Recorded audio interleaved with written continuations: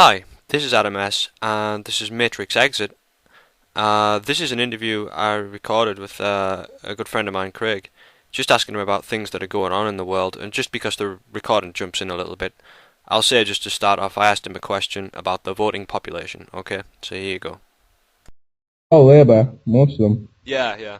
Um, in a way, like, I don't really blame them for not having a mind, If you Yeah. know, like, they're, I mean, it's like a democratic dictatorship, really, when you think about it. It's Even the, in Parliament, yeah. they still have the choice between the two, Uh-huh. So Oh, they're yeah. still going to end up with the two, even though, no And one then, picked it. yeah. Oh, God, it's stupid. And then Nick Clegg decides who wins. Exactly. That old fucking Alien versus Predator paradigm, You never win, you lose, Yeah. Yeah. Oh dear. But it's I didn't vote in the election because I just figured what kind of difference is it going to make. I don't know whether you can.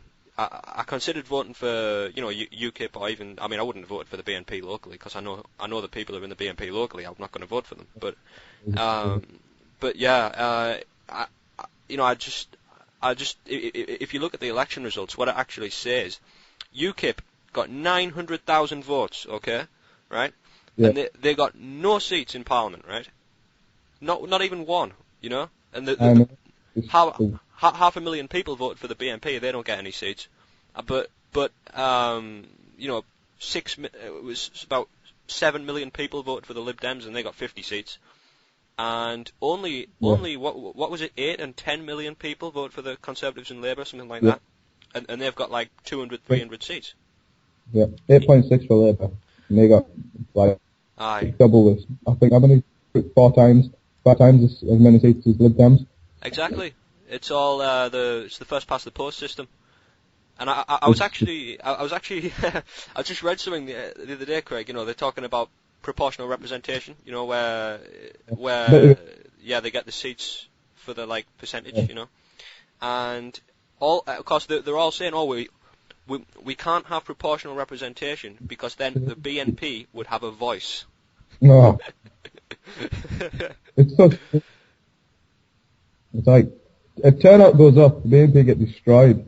Did you see what happened in Dagenham? They got Yeah. asses handed to them, like, literally, really, the worst showing I've ever seen. Really? But, yeah, like, and that's like their heartland, isn't it? Dagenham? I think it is, anyway. Barking or somewhere. Uh, Anywhere white. yeah. Anywhere suburban. Yeah. Where the streets are clean, Uh-huh. And they got really destroyed. I think that the Labour fucking candidate there got like 12,000 vote majority or some shit, Yeah. which is, Well, I mean, I don't know what goes through people's heads when they vote. Are they voting for free stuff for themselves, or is that what it's about? must be.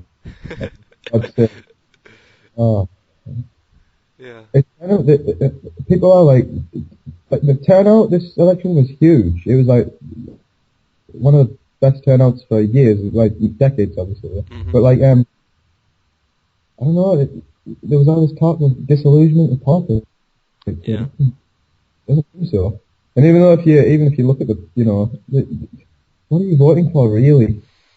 It's like a homogenous blob, The very important debates, Craig. That's what made people go and vote. God. This guy's got a different colour rosette. No one can react. Yeah. Because politicians don't like actions. Basically, these three Muslim youths kind of walked up to them being really confrontational, and he, the BNP guy who, he's like, oh, we don't want to fight, and he's saying that there's more of us than there are of you, and all this. There's like 4 or 5 BNP, like there's the candidate and then people around him, and what happened was one of the Muslim youths actually spat in his face, and then there's like a little fight. And what they weren't counting on was that the BNP guy was actually an ex-Marine, and they got a bit of a kicking before they left, which was quite funny. I mean, it's just how they're using the racial division, you know, and it's the same. Like it's not just the BNP. I mean, I know they're racists, and I don't support them because I know that some people do support them, but I think that they're kind of, you know, it's the wrong route to go down in my opinion. But on the other side, then you've got the Muslims who actually want to have Sharia law in this country and stuff. I mean, I saw something on the web before the election of Muslims who were like really fundamentalist, and they were actually encouraging their fellow Muslims not to vote in the election because you can't put law before God, right? And so they actually want them instead to not vote and instead support Sharia law. Which, they're like two sides of the same horrible coin. Oh God, yeah. Yeah. Good way to describe it. I mean, have you ever tried Anjem Choudhury? Sorry? He is crazy. Have you heard of Anjem Choudhury, the guy who wanted to? I think he's the leader of this group called Islam for UK. Oh no, that's that Intel front. Yeah. AstroTurf. Oh. He was saying like, oh yes, I have the right to say what I want to say. I'm using democracy and freedom of speech, and you should surely believe in that. That's what you're fighting for. Blah blah blah, this stuff. And then he turns around and said, well, at the first chance I'll get, I'll destroy it. Sharia law and kill apostates and all this shit. Like, okay, why should we let you speak again? Oh yeah, because you want to destroy the very thing that allows us to let you speak. Oh God, I don't know. Some of these people are just.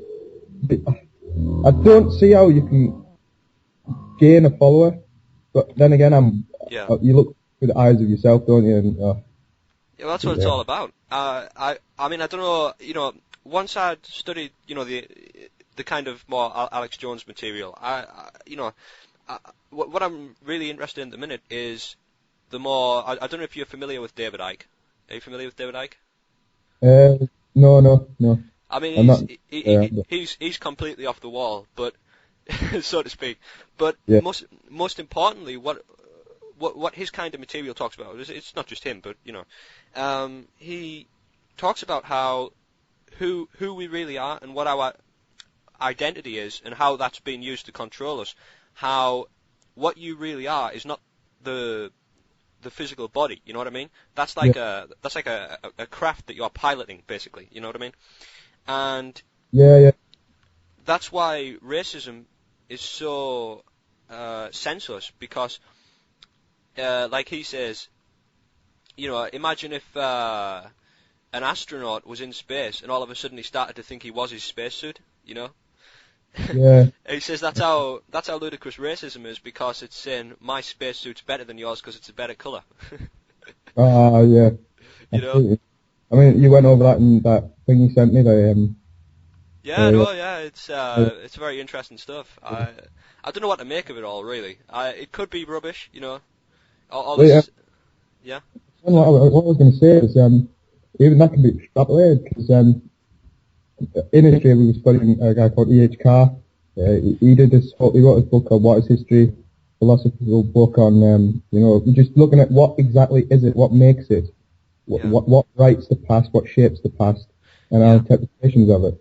And saying like, you know, every person is a product of their environment, and that when you read history and that you look at things, your perception of the world is shaped by your society, I mean, I hate to be a Marxist, you know, phrase out there, but your class, your, you know, everything about you, even the country you're born in, you yourself wouldn't be able to perceive things from a French point of view, or a Spanish point of view. You wouldn't, like, for example, the Spanish still call Francis Drake that pirate.